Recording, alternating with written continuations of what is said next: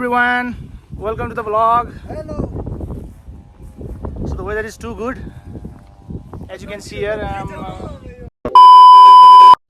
Hello everyone, सबैजना सन्चै हुनुहुन्छ होला। आज चाहिँ हामी एउटा नयाँ ठाउँ घुम्न जाँदैछौँ अनि हजुरको त्यो ठाउँको नाम हो जन्तेढुङ्गा र हामी चाहिँ राधेराधेबाट हुँदै बनेपा हुँदै चाहिँ बनेपाको बाटोहरू हुँदै चाहिँ हामी चाहिँ अगाडि बढिरहेको थियौँ। बाटोमा चाहिँ डिफ्रेन्ट टाइप्स अफ सिनहरू हजुरले देख्न सक्नुहुन्छ। डाँडा काँडाहरू एकदम हरियाली, मौसम पनि अलिअलि पानी परेको थियो र हजुरले सायरी देख्न सक्नुहुन्छ। एकदमै राम्रो लेखेको थियो, त्यही भएर हजुरलाई नि भिडियोमा देखाएको छु। अनि तपाईँहरूको कहिले साथीहरूले हामीलाई ओभरटेक हान्ने, कहिले हामीले साथीहरूलाई ओभरटेक हान्ने गर्दै हामी अगाडि बढ्दै गयौँ। हजुरहरूले सिन देख्न सक्नुहुन्छ, एकदमै रमाइलो थियो होइन।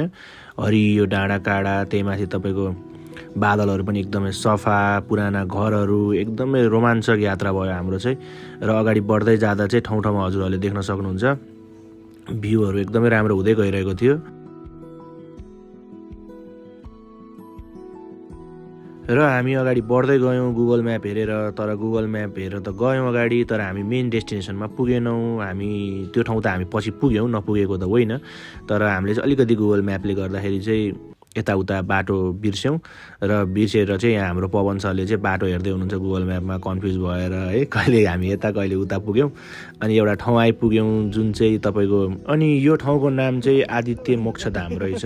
अनि हामी चाहिँ त्यहाँ यसो घुम्यौँ, हेऱ्यौँ वरिपरि, यहाँ साथीभाइहरू गफ पनि गर्दै हुनुहुन्छ। र हाम्रो पवन सर यहाँ हिरो भएर कपाल सपाल मिलाउनु भएको छ होइन, एकदमै लुक्स पनि दामी देखिरहनु भएको छ। पवन सर चाहिँ क्यामेरामा पोज गरिरहनु भएको छ, हजुरले देख्न सक्नुहुन्छ।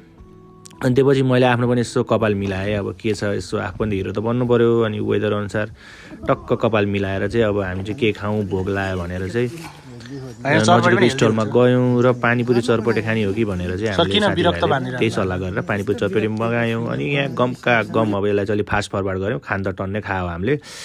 दुईजनाले चाहिँ पिरो खायौँ अनि दुईजनाले चाहिँ अलिकति पिरो कम भनेर चाहिँ यहाँ मजाले तपाईँहरूले देख्न सक्नुहुन्छ पानीपुरी चरपटे गमका गम खाँदैछौँ हामी। त्यो पछि त्यो सकिसकेपछि हामी चाहिँ छिर्यौँ यसो, अब के रहेछ भित्र त्यो आदित्य मोक्षधाममा भनेर चाहिँ यहाँ गफ गर्दै छिर्यौँ। अनि वरिपरि हेऱ्यौँ, रमाइलो थियो लाग्यो ठाउँ चाहिँ, हजुरको सानो चिटिक्क परेको।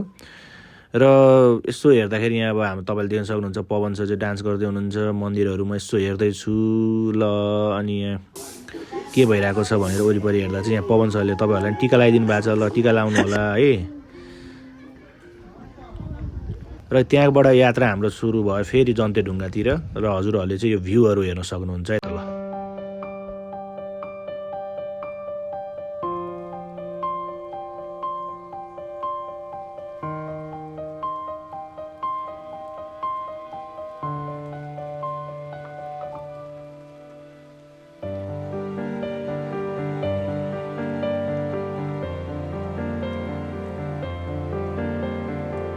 हजुरको यता चाहिँ घाम लागिरहेको थियो अनि उता चाहिँ पानी परिरहेको थियो। मैले त्यस्तो मोमेन्ट कहीँ पनि देखेको थिइनँ, मैले चाहिँ क्याप्चर गरेको थिइनँ आफ्नो लाइफमा है। You can see that. So finally हामी बनेपा पनौती हुँदै जन्तेढुङ्गा आइपुग्यौँ। You can see the view, the time laughs होइन, एकदमै आनन्दको पिसफुल ठाउँ लाग्यो मलाई चाहिँ। And you can also enjoy the video है त। ल हेर्दै जानुहोस् है त।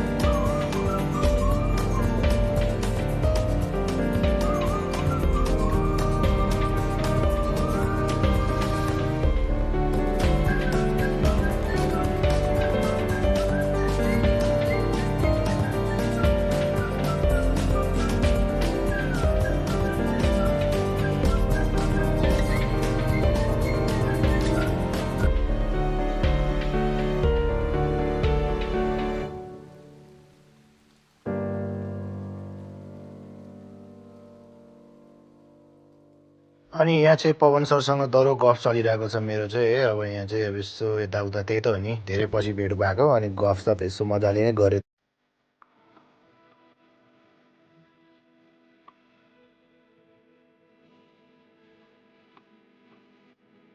अनि हामी यहाँ गफ गर्दै थियौँ वेदर इन्जोय गरेर मजाले तपाईँको वरिपरिको डाँडा काँडा हरियाली होइन भ्यू पनि राम्रो थियो अलिअलि पानी पनि परिरहेको थियो तपाईँको रेन धेरै पऱ्यो भने चाहिँ जुगा पनि लाग्दो रहेछ अलिकति हजुरहरू चाहिँ अवेर हुनु होला जाँदाखेरि चाहिँ होइन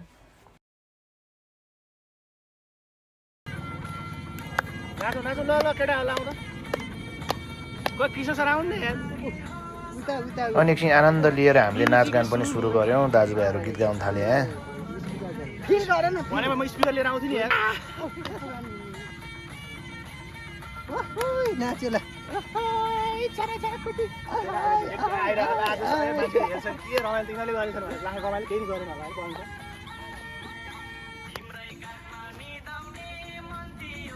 चौचो खानी कहिले हो खाएर जाने हो कि पानी खेला मलाई